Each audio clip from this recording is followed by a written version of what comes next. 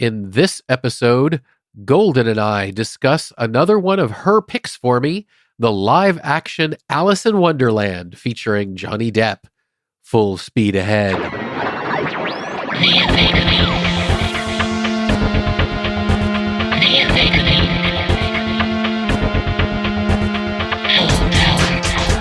Welcome to the Omega Beam number 60. I'm your host, Orren Merton.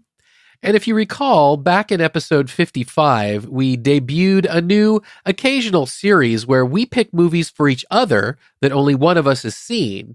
So Golden absolutely loved Disney's live-action Alice in Wonderland that came out maybe 6 or so years ago, and I'd never seen it. So we watched it, and here is our discussion about it. By the way, this movie, like I said, it's been out since I think 2013, 2014. It's been a while, so I don't really think that when it's been out that long, a spoiler warning is in order. But just in case it's not clear, spoiler warning. And here we are with another edition of Genre Movies My Spouse Made Me Watch. After I have strong-armed him into watching Alice in Wonderland. Exactly. Alice in Wonderland was today's movie. So why did you want me to watch this one? I think it's beautiful. Music is excellent. And it is a strong female character. You're constantly talking to me. You're constantly talking to me about the fact that you think that, or it irritates you when women in movies or books are pushed into something instead of making their own choices. Right. And one of the things that has always stood out for me with this movie is that Alice is making her own choices. The White Queen actually says that explicitly. She says, all your life you've been doing what you're told. This has to come from you. And it's really about her growing. Yeah. And her realizing that she kind of makes her own choice at the very beginning of the movie because she's not wearing the corset. She's not wearing the stockings. Which magically appear at the end of the movie. Right. But she really is just coming into her own. Right. Yeah, that's true. So my basic feeling of the movie, and this is how I explained it to you when the movie was over and I first started talking about it. I kind of equate it to like a rock and roll supergroup where I know every musician and I love them, but somehow putting them in the same group and writing the songs together, it just isn't as great as I hoped it would be.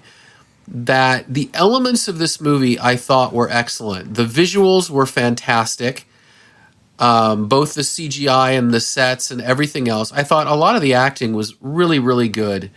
I thought some of the dialogue was great. I thought that it, like you said, it had a strong female protagonist.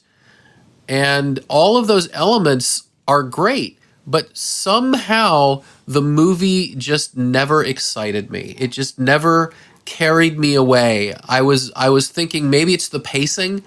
Maybe it was a little too talky, and even the action set pieces seemed a little bit less exciting than just focusing on the visuals. Whereas I prefer the more visceral action that has you like almost panting in your seat, and there was nothing in this that did that. I don't feel like I need that. Yeah. I enjoy it in movies that are meant to do that. Right.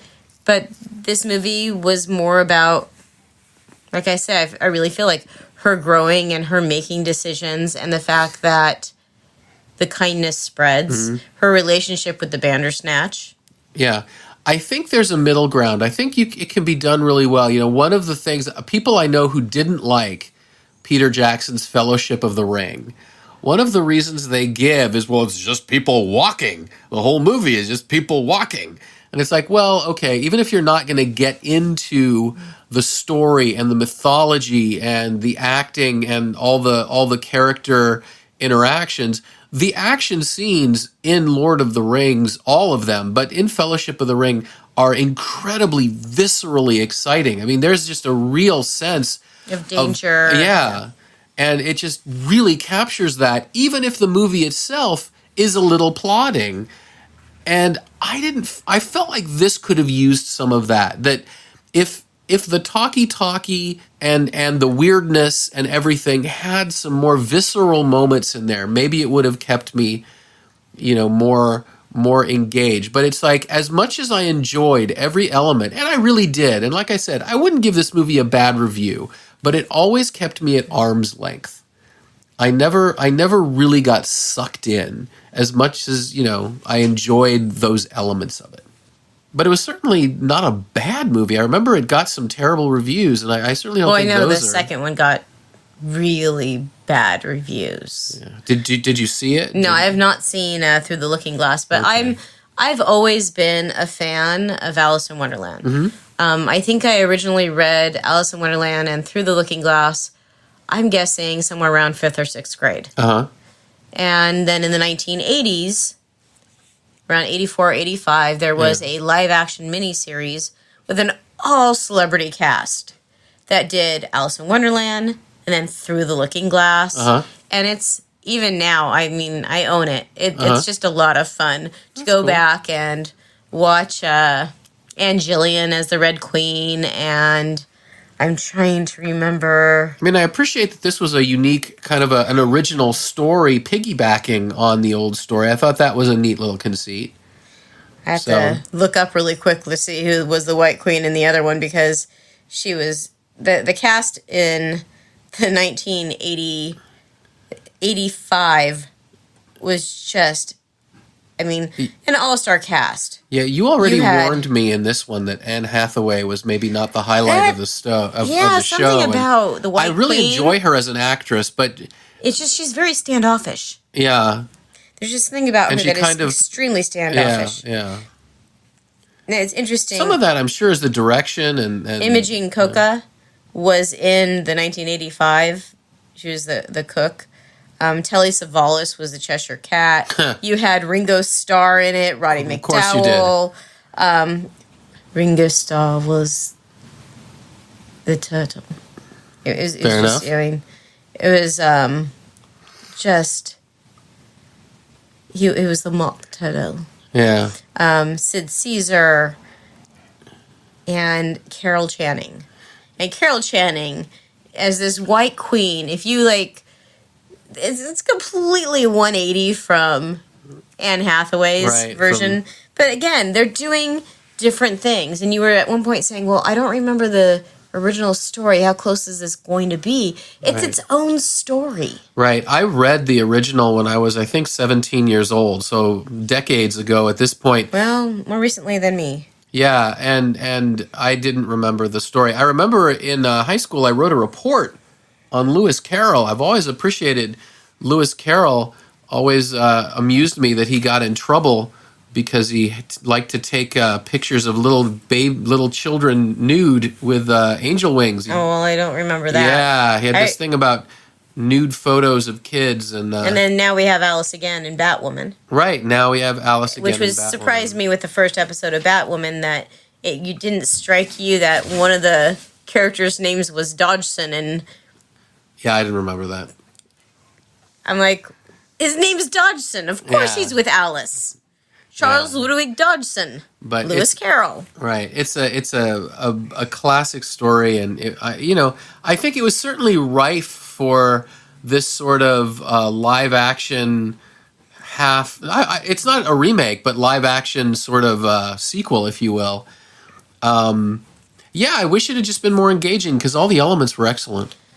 Yeah, I think that Johnny Depp did a really great job as the Mad Hatter. He did a great job. But I think that Mia Wasikowska, she's kind of like Angelina Jolie carried Maleficent.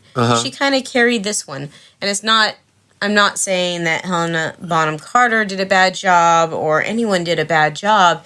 It's just the movie was about her. It was. Yeah, they picked the right actress.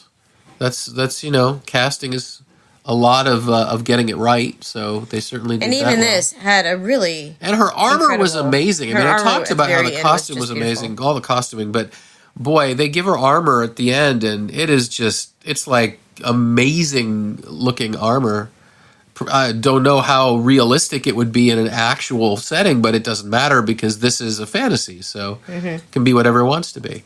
But yeah, it was just gorgeous. And it did win 2 Oscars. Okay, It costume. won costume design Okay, and art direction. yeah, well deserved. You know, it wasn't maybe the best sort of film overall, but it certainly had amazing elements. And it's not one that I saw in the theater. Yeah. It's just, it came around, I watched it, I still very much enjoy it, and there is a actual album called Almost Alice that is music inspired by this, Right. which is one of my favorite albums because it has such a nice variety of songs, and there are 2 poems. There's more than 2. The Jabberwocky, most people know that one. There's also one called Your Old Father William. Your Old Father William, They Might Be Giants, took it and made it into a song. And it's wonderful. It's definitely worth checking out. And I'm sorry, I keep cutting you off. I'm going to keep talking for a moment here. Go for it. They keep saying, well, you're not quite. You're almost Alice. You're almost Alice. So I'm sure that's probably why the album was then entitled Almost Alice. So here's what's funny. You gave me that album to listen to a long, long time ago. And on that album is one of the very few, maybe even only, I'm not sure, but very few solo songs of Robert Smith without The Cure. Now, The Cure is one of my very favorite bands. Seen them a couple times. They've definitely influenced my own songwriting, etc. And yet that song by Robert Smith is just dull in my opinion. Which one is that? I don't remember. Oh, well. That's how much I loved it. I probably love it. So apparently also the Lobster Quadrille is actually word for word as well. I mean, just looking, it doesn't actually have the list here of the songs.